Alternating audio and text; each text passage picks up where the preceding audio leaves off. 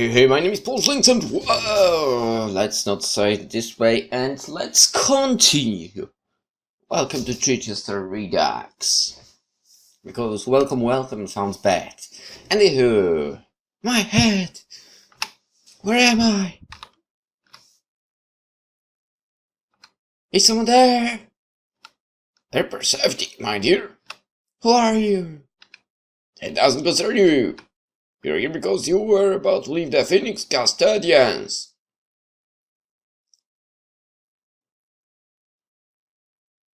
So?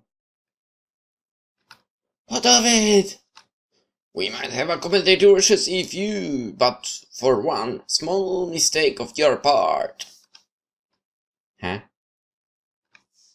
You know what I agreed to then? That is the main reason you're here. Agreeing to join our enemy is one thing we do not tolerate. Yoshimitsu has had doubts about you from the very start. And your misguided choice does confirm his doubts. This betrayal of yours was the last straw. What are you going to... nothing. How about I'm going to introduce you to Mr. Fluffy Bunny. Who is Mr. Fluffy Bunny? Not who, my dear, more of a case of what? Huh? Oh dear, you seem to have... Shut up! Whatever. One piece of good news. What's that? Your ex-partner has been promoted. I'm sure you're pleased for him. Goodbye, my dear. Mr. Fluffy Bunny, lunch is served. Come and get it. Grendel! Grendel! Grendel!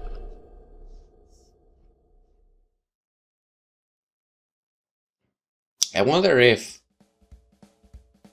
our first MC also met Fluffy Bunny then.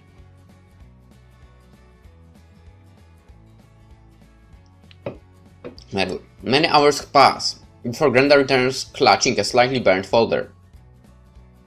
She places it on top of the receptionist's desk with a toot, making Catherine jump.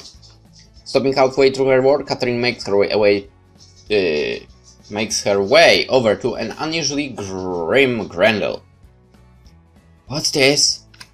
This is something, someone whom I should have never forgotten about. Oh. Grendel passes the folder and lets Catherine study the contents. This looks familiar. Hang on. I remember now. This was your first mission. Your first solo mission. Yay, you were handler for it. And now look at you. Huh. I thought I was going to stay there until the end, but... The recall was necessary, especially after he... I miss him. Me too. This part of the mission was a complete success. Managed to get all the samples I needed from her, mostly surreptitiously, and it did confirm the rumors. Just never found out who or why. That's why I was expecting to be sent back, but it never happened. Then I forgot. Not surprising with everything that happened, for. But I promised. You can't always keep promises, Grendel. This one I will. Ethan is going to help me keep it. The roof about the two women starts to crack, and little bits of plaster fall to the floor. How the hell is he going to help? It appears he's flying, so all you need to do is devour the plane. You won't be happy about it. Oh, you have no choice about it. So, another change of plans. Well, I can't be helped, and this is top priority. Sure, it's a wise thing to do. Shouldn't you just forget about it after all this time? No! I'm doing it. It's going to be completed too, properly as well. Fair enough, I suppose. You are the... Okay, I'm going to have to say it's not that the little runt is going to be all smack about it too. It's not fair. I should have been the one in charge. Boss. Yes! Yes, I am! I am the boss! You just wait until I get Moth Scroll up and running and then... Catherine? What? Why are you laughing? I thought of a really funny joke. Really? What is it? I'll tell you later. After all, don't you have work to do? Good point. Let's find out where. Suddenly, a large slope of masonry falls from the ceiling above, slicing the laptop in two, causing a small explosion. Clouds of smoke waft in the air as Grendel and Catherine pick themselves up off the ground. The pair look at each other and sigh. Speaking of laptop problems,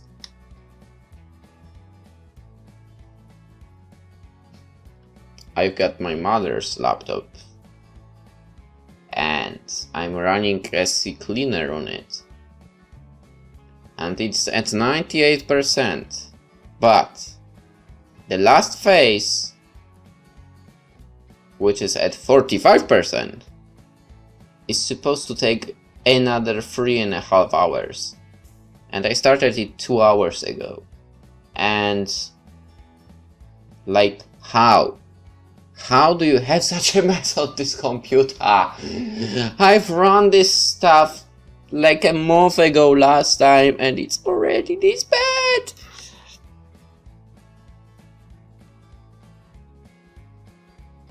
Crazy. Anyway, back to game.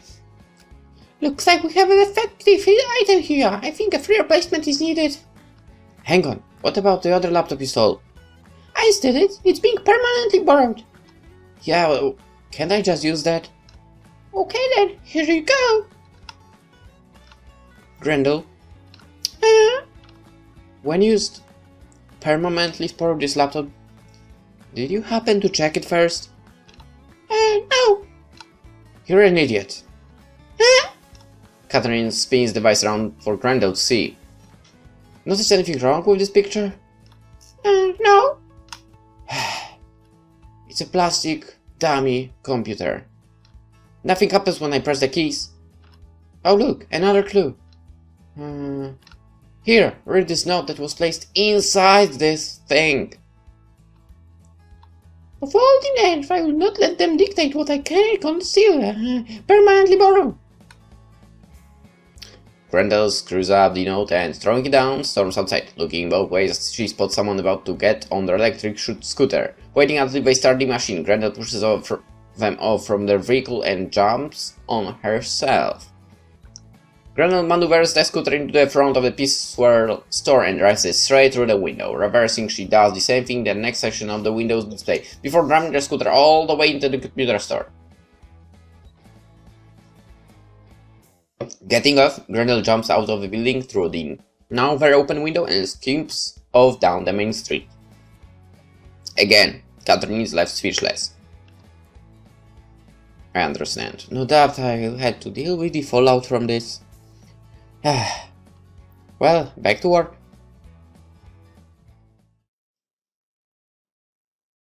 We are jumping chapters now, right now like crazy. After stealing yet another scooter, Grendel decides the best place to get to the final bit of information was directly from the source. She hoped that Ethan Lewis would be home by now. The only problem was...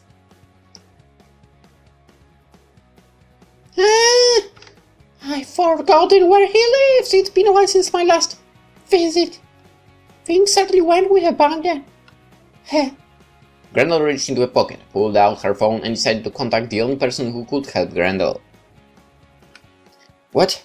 I need to find out where Ethan Lewis lives.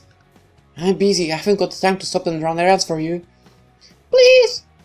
I'm calling up seeing at the moment. I can leave. It's important at the moment. What is important is an address. Not important. If you expect a massage to be... Hang on. I still don't have an email. Grendel, is this you're doing? Don't you dare sign me up for anything else, okay? Grendel!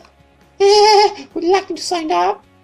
You up to singing secretary salting sailing-ships.com too? No, I don't want to be. Alright. I'll find his address for you.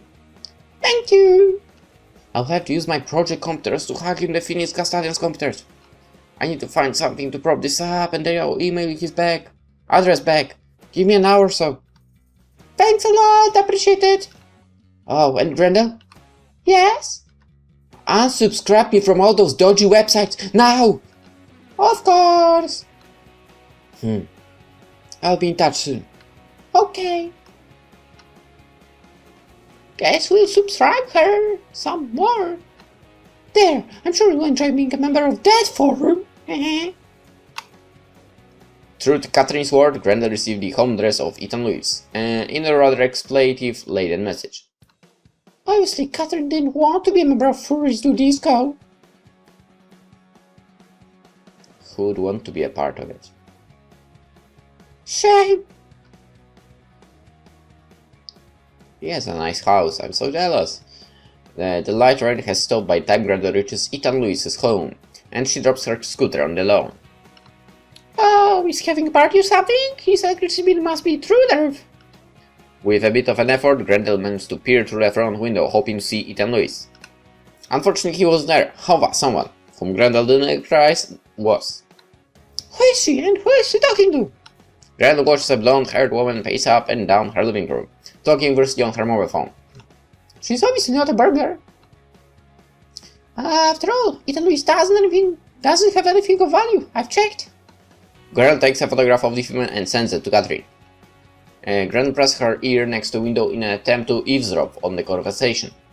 Most of it was incomprehensible, no thanks to a bullet and bomb-proof glass, all of which was installed after a particularly audacious attack by Grendel many months previously. She's certainly not happy. But Grendel does manage to make out the unknown woman shouting towards Ethan Lewis and hospital. What? Grendel eavesdropping was interrupted by a message. Hey, Mr. Woman, sorry, we've got nothing on her. I'll see if I can back in the Finnish custodian's computers again, but don't hold your breath for any information soon. The pacing and phone call abruptly stop, with the blonde-haired woman seemingly contemplating something. Suddenly she grabs some keys and rushes out of the house. Much to Grendel's relief, the blonde woman does notice a small shape pressed up against the window. What's going on? Is it Lewis? I need to know. Grendel picks up her scooter and follows Lorinda as fast as the device allows.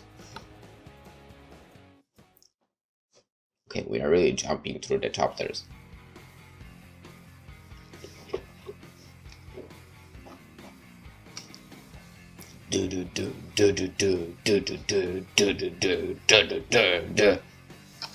Lorinda arrives at the Heartland Community Hospital and parks her car in the first available free space in the car park. Grendel, much to her surprise, arrives not too far behind, and after dumping her scooter on some flower beds, starts following Lorinda. Looks like something has happened to Ethan Lewis.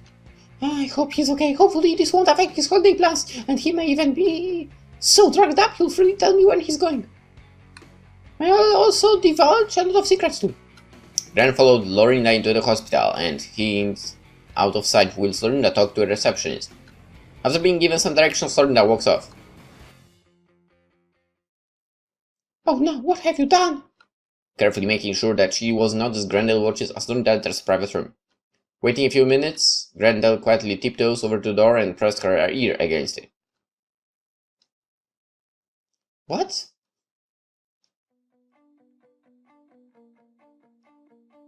The two occupants of the private room both turned white at the sight of their unwanted guest. Hello there, Lorinda. I gave you one job and you just managed to screw it up? We didn't know he was going to put up such a fight. Lorinda leans against Misericordia's bed, with the latter avoiding Lorinda's contemptuous gaze. What were you expecting? For him to just stand still and let you two run him over? No, but... Enough! Not only are the two injuries Ethan only sustains from either, he'll be out of here in no time at all, but the ones both you sustained mean you'll be here for at least a month, if you're lucky. It's me, I just didn't know. Hepkia starts fiddling with her bed cover, and since Lorinda's gaze was now on her. It's not the first time you two haven't done your homework before an assignment, is it? You seem to be making a habit of royally screwing things up. Your sadistic little mind is more interested in having fun with your target rather than accomplishing your mission. I'm surprised we still use you, unless of course you're only around for the personal benefit of our internal affairs manager. Why, you little... Please, Misericordia. You better listen to your tiny little friend, Miseri. Don't call me that! But he's freaking easier! That's true. You wouldn't really want to spend years here, would you? I just hope you two didn't get too close to him. I wouldn't want him catching anything of you. Are you just here to lecture us? Lorinda ignored the question. Instead, she walked over to Hepkia's bed and perched herself on the bed. Hepkia was shaking. I wanted you two to make sure that Ethan Lewis wasn't able to go on his holiday, forcing him to spend it with me. Lorinda started walking, starting from her toes, 2 fingers up Hepkia's body. Ever so often, Hepkia winced in pain, causing Lorinda to occasionally smile. This didn't happen. He'll be well enough soon to go on his stupid mountaineering holiday, leaving me alone, all alone. Lorinda's fingers kept walking, past Hepkia's stomach, gazing past her breast, and up her chin and then nose. Lorinda tapped Hepkia's nose playfully, but with a smile that indicated that what was to follow would not be good. This I'm not at all happy about. Why'd you go with him? What? Misericordia tried to head off a statement that what would no doubt be seen as a direct attack. With Lorinda's current mood, it could prove to be harmful. Hepkia meant that in general way, Lorinda, but... Shut up! Hepkia dear, what did you say? Lorinda brushed Hepkia's hair away from the side of her face. I didn't say anything. Hepkia's eyes started to glaze over. Didn't you? And it's his fault I heard you not only talk back to me, but give me a silly suggestion like perhaps I should go with him, huh? Did you hear Hepkia say something as well, Misery? Then call me! Misericordia stopped mid-sentence as Lorinda turned to look at her. It's not good. What shall I say?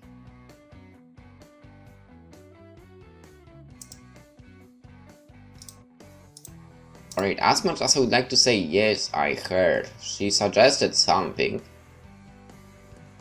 I feel like this might be a bad idea with her. So yeah, no, she didn't say anything. She didn't say anything. Nothing. Lorinda stood up and moved to the head of the bed. Looking down at Hepkia, Lorinda resumed stroking Hepkia's hair again. So, you're saying I misheard? Sorry, I didn't quite catch it.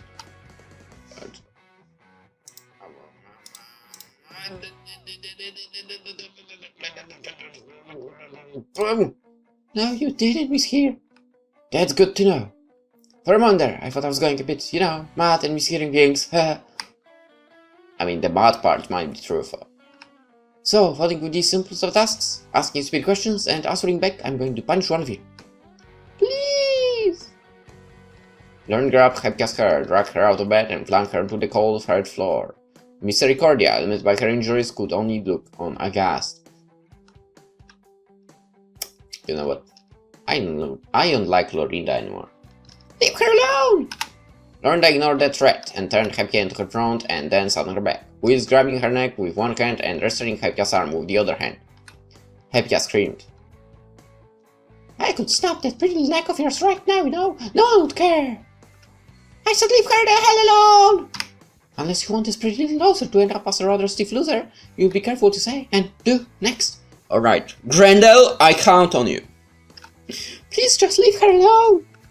You always did stand up for these little ones, never understood why. Lorinda stood up and looked down Hepkia. Very well then, your neck is one piece for now, at least. However, whether you will stay that way for either of you will depend on how well you survive the next few weeks. What do you mean by that? Your little screaming vocalist group is going to be declared persona non grata, so to speak. No, please! Misericordia sat up as best as she could, which meant resting her head against the lower rung of the bed's headrest. What? No, you can't do that, please, you know what it would mean for us. That's why I'm doing it. It'll be open season for hunting idiots. I'm sure quite a few people in many other organizations would like to pay you back for all your mistakes.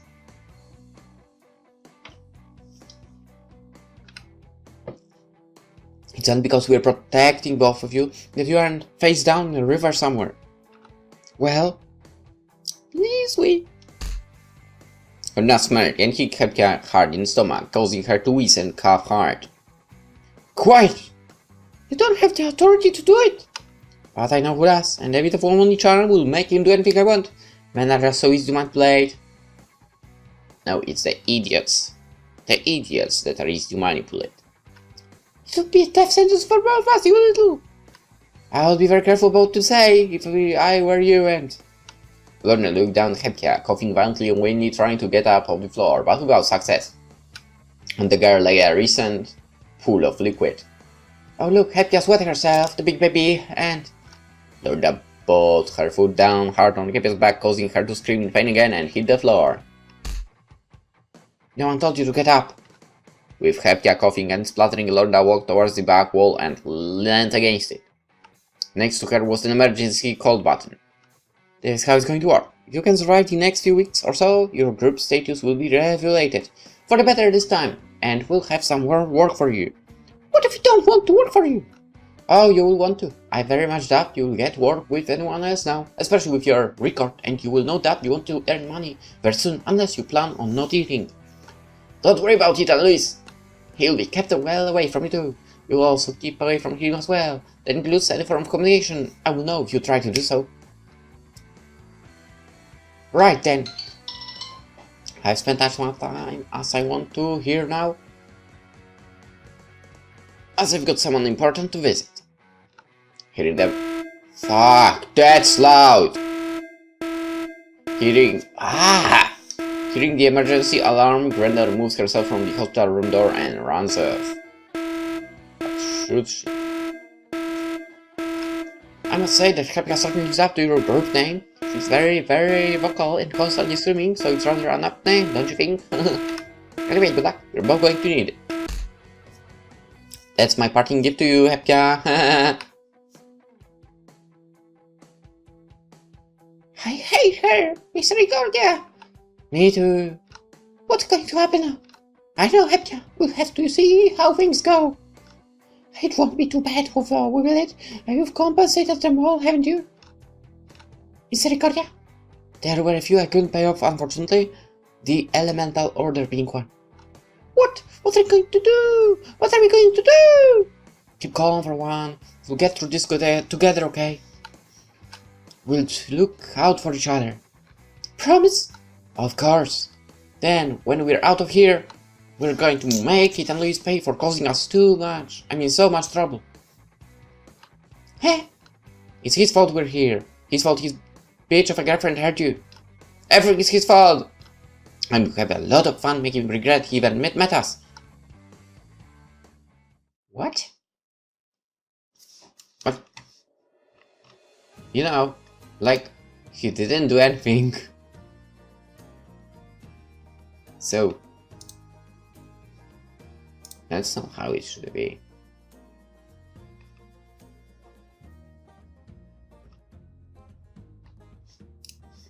The sound of Lorna walking towards the door indicated to Grendel that it was time to leave.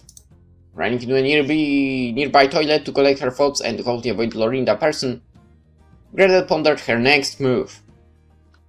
Oh, she's one level 12 yonder. I wonder if Louis knows that what she's really like. Despite being my enemy, he does really need to know. Grendel started on her journey to visit Ethan Lewis. Unfortunately, due to lack of signposting, Grendel soon managed to get totally lost and ended up wandering aimlessly around in circles. Really? Back here again? Watch where you're going, you stupid little... Oh, it's you. What shall I say? And do I know you? Hello, Lorinda. Hello, do I know you? No, but I certainly know you. What are you doing here? I hope it's not to see Ethan Lewis. If you are, then I would have to kick you so hard up your behind I'd be able to strangle you with my own shoelace. No, I'm here for a friend, Faith. Gren looked at the sign on the door next to her. Really? I've got a venereal disease. Lorinda's eyes widened when she heard that. Gren distinctly saw a smirk too. Well, I'll tell your friend to be careful who they sleep with then. Lorinda walks away from Grendel before turning back to face Grendel. Oh, and one other thing, Grendel. What's that? Stay away from Ethan Lewis. Try and think and your disease problem will be the least of your worries. Now I'm out to make sure he's okay and you can get off and infect someone else.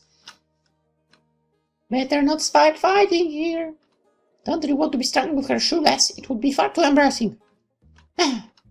She's a level 13. Shall I whether Lorna is telling the truth? Yes? I wouldn't put it past her to lie, so I had better check. Grendel discreetly followed Lorna as she made her way through the hospital to where Ethan Lewis was recuperating, coming to a room at the end of the ward. Lorna nodded politely and after a moment let herself in. Grendel managed to take a peek through the window blinds again.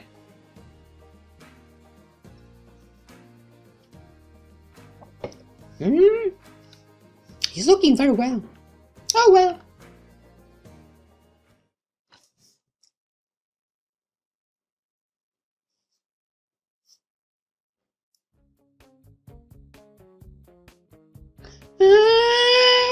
So nice to be away from her. Well, better get back to race. Grendel walks over to where she had flung her scooter earlier. It's gone! I followed the chick. Someone stole the scooter that I stole. I'm going to have to walk back to base now. It took several hours for Grendel to walk back to the Council of the Unseen's headquarters. Arriving back exhausted, mainly due to an impromptu smash and grab along the way, Grendel arrived back at base with a couple of laptops and quite an unusual sight. Catherine was sitting on the floor, being propped up by the reception desk with a silk grin on her face, legs open and her blouse partially undone. A bucket was conveniently placed nearby and in each hand was a bottle of wine. Catherine promptly placed her head in the bucket and started being sick. Ignoring Catherine, Grendel opened a side door in the reception area and walked down a long corridor that mainly led to the living quarters of council members. Most of it was intact, and with no one else but Catherine around, Grendel had taken over the largest room and she could find. Rest was not on her mind at the moment as she wanted to put the newly acquired laptops in a safe place, and for that she needed to head towards storage. Arriving at the large storage bay, Grendel was about to open the heavy doors when she heard a slight tinkle sound. Huh? Don't put it. Grant couldn't make out what Catherine was shouting about. It's probably nothing. Let's get these laptops safely stored away and... Grant jumped back quickly as loads and loads of bottles fell down around her, with some smashing on the floor and some just bouncing around. What the hell is this? Grendel picked up an E-Tech bottle and studied the label. Wine? Looks expensive too. Catherine, what is wine doing in my storage bay? Grant put down her laptops and ran back to Catherine, determined to find out what was going on. So I have been, been trying to talk to Ethan Lewis, damn it! It didn't go well, but what the hell up here? Have you been parking without waiting for me? I wish. Excuse me? Catherine sticks her head back in again. And after a while takes it out.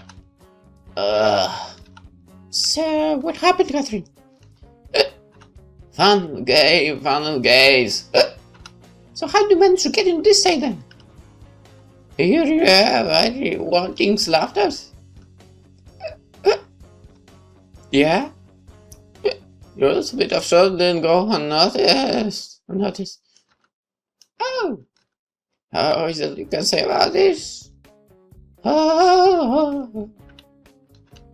I like did you know that if you squish and no, it's not circular, then it looks like V?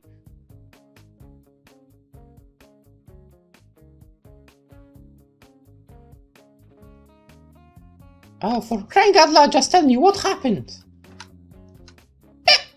Catherine buried her head in her bucket. I'm going to have to get a new bucket soon, I think. And I'm not emptying that one. Yeah. Well, just after we left, or was it 5? No, it must have been 2. And the other 3 were imaginary. But if 3 were imaginary and the other 2 could have been. But what if they were real and I was imaginary? Even. Let's try and keep on track, okay? So who came visiting? Police, custodial agents? Your uncle again? If he's gone and nicked my biscuits again, I'm going to... No, he wouldn't dare show up again after last time. True, hey! No, the visitors were... This is for Star Security. Why should they have been here? Shouldn't they be protecting their own goods? The goods just have to be in our building for some reason. Oh! They came equipped with a very long list of items that came disappeared from their store over the past year or so. They went through the complete building, cross-checking serial numbers on everything. Even my laboratory. Anyway, the upshot of all of this is... for everything we is marked as being stolen. Even our lovely computers! Hey! How do you think we could afford the monthly trips to the Bahamas for everyone? Besides, I wanted them. If you had wanted them, you should have bought them. You do make my life hard at times, you know, Grendel, right? I'm sorry, did you know they would be wanting the stuff back? You stole it, of course they will be wanting their gods back! Keep calm, keep calm. Drink will solve all the problems.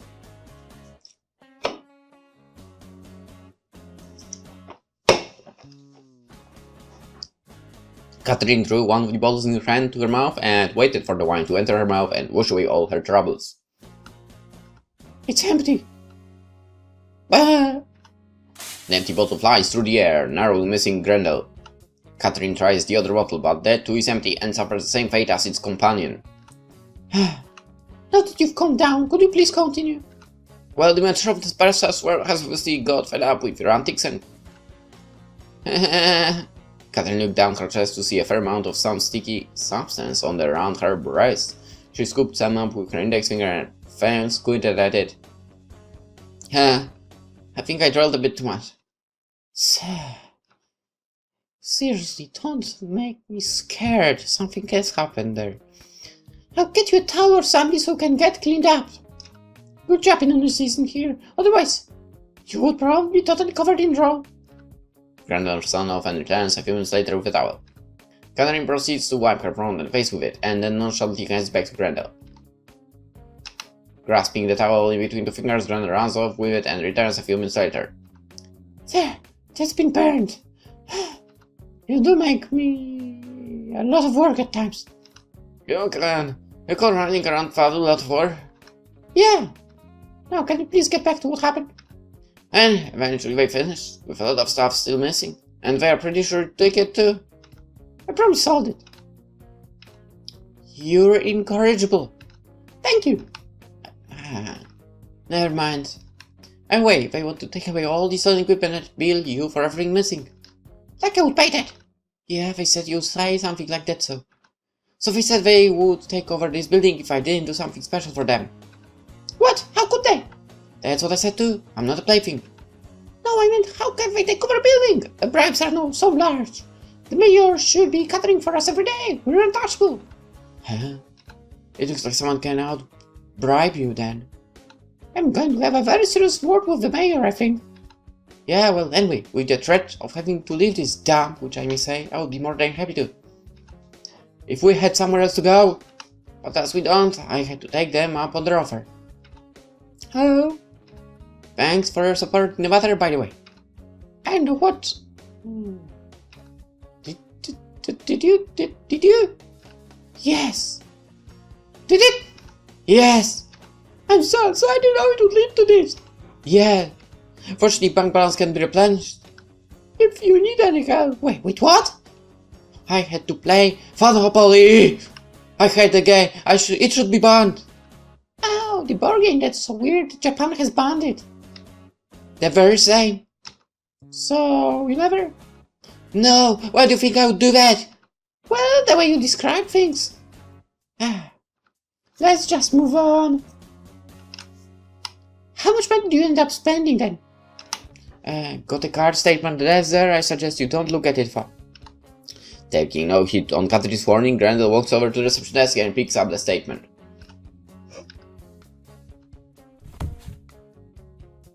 I think she fainted. I did say not to look at the statement. Yeah! It took a good 10 minutes or so for Grendel to regain her senses. How on earth do you manage to spend 3,223,710 on wine? Well, I had to buy 255 crates with 6 bottles in each. It was called the bite-sized package. Why do you have to buy wine? I'll come to that in a moment.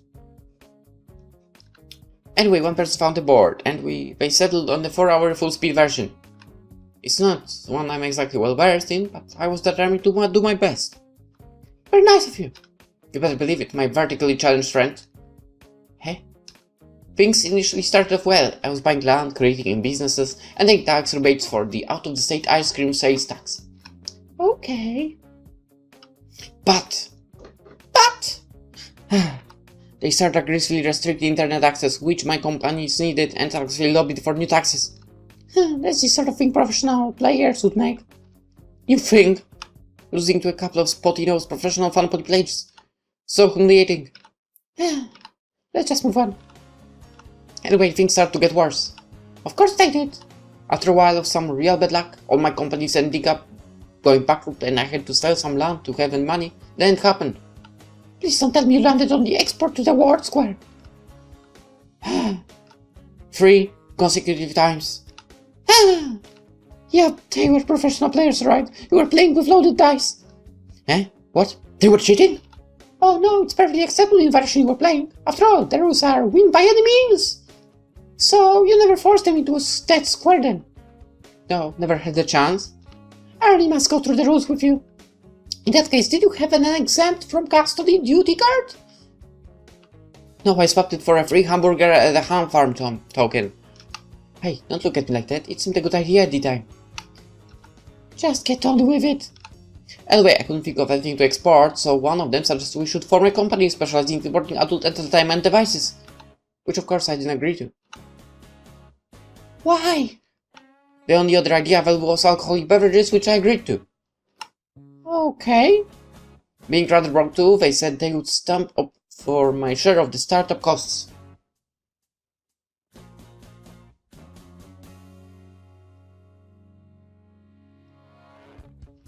Oh dear, we fell for a classic move there.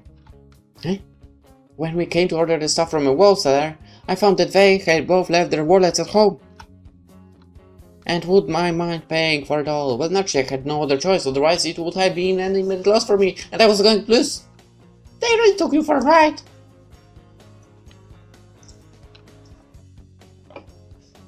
Anyway, I managed to find a commanding credit card. Only wanted to buy 1 or 2 cases, but this is more. Otherwise, we, especially me, would make a profit, so I agreed to buy 255 cases. With 5 minute delivery time, everything arrived quickly, and we started sampling 1 or 2. By we, do you mean just you? No. So, what were you apparently? Working on an advertising campaign, it was pretty good too. Anyway, we were sampling some of the merchandise. One of them offered to start moving all the crates into a safe place, ready for resale later. How nice! They seemed to live in a happy mood, and we should be able to get most of our money back anyway, so it all ended pretty well. I'm just going to check out a few things. You wait there. Yeah, as if I'm currently going anywhere. Grendel walks up to the storage bay where the crates of wine should have been stored. However, her suspicions were soon confirmed as she removed the crates that had been blocking the entrance. Grendel then returned to the reception area and walking the main street. It took a while, but she eventually found what she was looking for. A pop-up bar selling glass of wine for $20. Sneaking around the back of the nearest stand, Grendel managed to procure a bottle and ran back to the Unseen's headquarters. Well, the only good thing I can say about all this is that... Surely we have lots of wine to sell. There's lots of wine being sold, just not by us. What? It's being sold down the street there, no doubt, by the two you were playing against. From $10 upwards, by my calculations, they could be making around 17 million. Did none of them ask where the storage bay was, by the way? Come to think of it, no. There is no one other thing I forgot to mention. Oh yeah? I don't remember much after the testing part. Probably why you didn't see them walk out with the crates then! Ah, well, at least it will keep business well off our backs for a while, at least. At least, why? Until they get some lovely new technology. Then it's all mine! The next day, Catherine shuffled from her room deep in the Unseen's building to the reception area, looking much worse for wear. She was at least cognitive. And you know what, let's actually end the episode and we'll continue from here on out. into the next parts of the game. For now, hope you enjoyed and hope to see you tomorrow. Bye bye.